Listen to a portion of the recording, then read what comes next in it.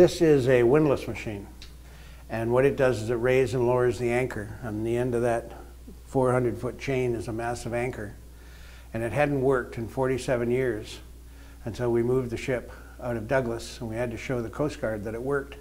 So we hooked the air compressor up to it, and guess what? It worked.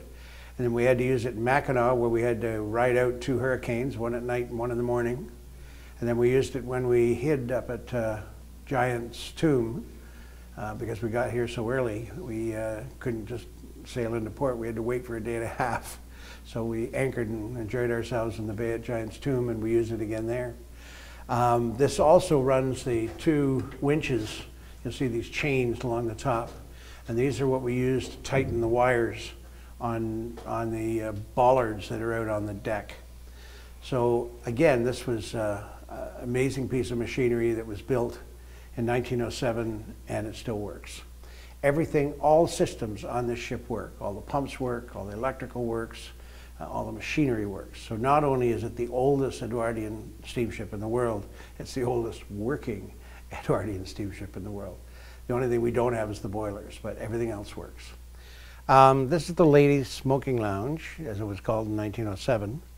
And that was because ladies were not allowed to smoke in public. So Canadian Pacific, being great marketers, had a room specifically designed for ladies to go and smoke.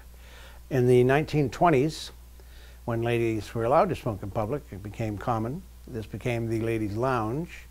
And in the lounge, they would have high tea in the afternoons, where you'd have croissants and cream and little sandwiches with the crust cut off, and you'd drink tea with your finger out.